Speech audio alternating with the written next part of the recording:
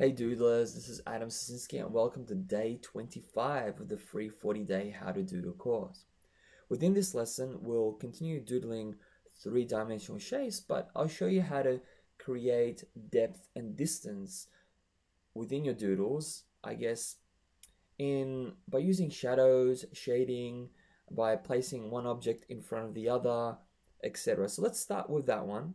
Let's say I've doodled already a few objects. Now, we probably do understand that obviously here is a light source. So we've got a light source here, but we've got a box here. And I just wanted to show you. So if you want to show something is in front or behind of something else, so say something is behind. So if we were to doodle something else here, say another sort of three-dimensional object, we kind of pop it behind. So we pop it behind like that, like that, like that.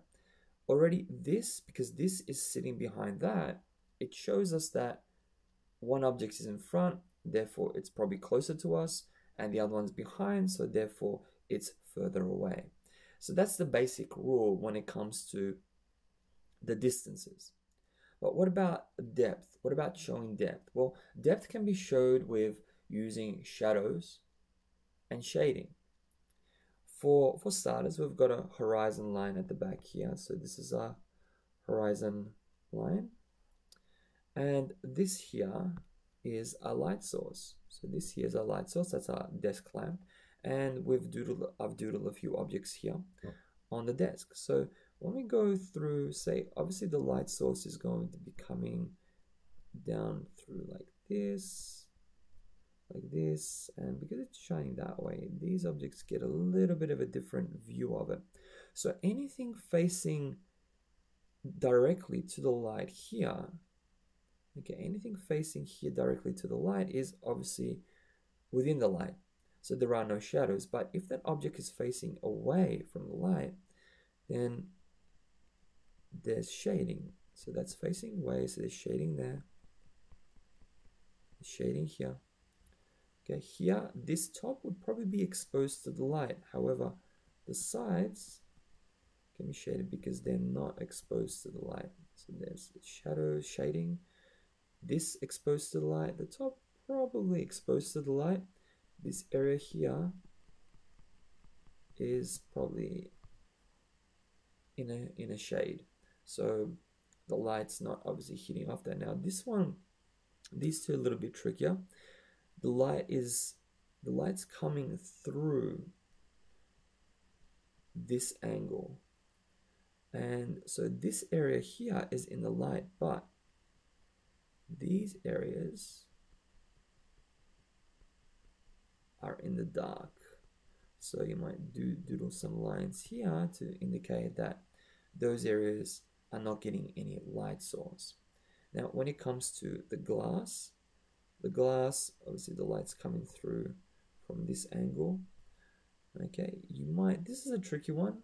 I mean, you might say, might be a bit of shadow on this side, or times it might be a bit of shadow on this side.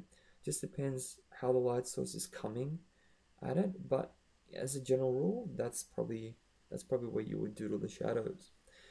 Oh, the shading of shadows. Shadows is what I'm going to talk about now.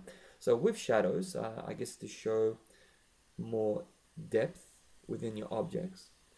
Shadows, there are no clear-cut rules. I would just kind of doodle a few lines, squiggles here to show that there's a shadow there.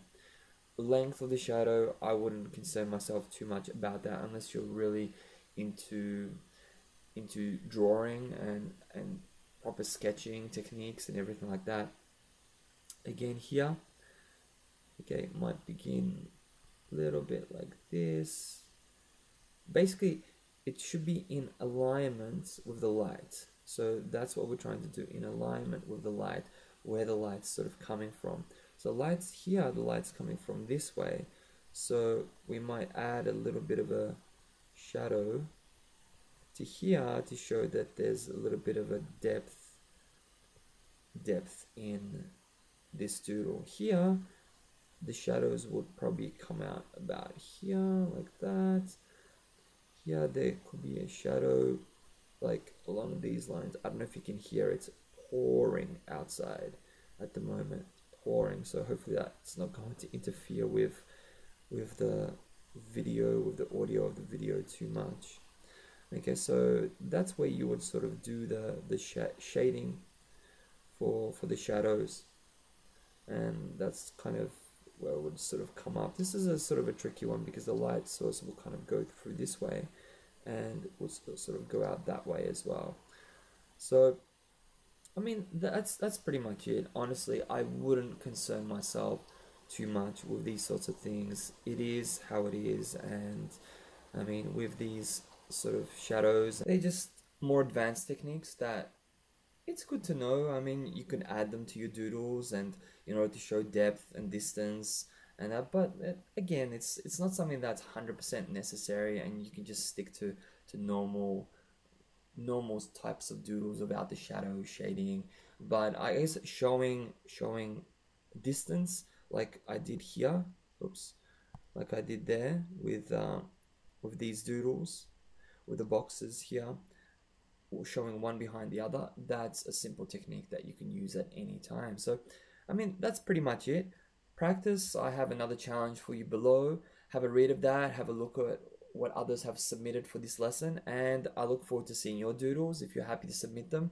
And as always, I look forward to seeing you on the next lesson of the 40-day How to Doodle course. Take care.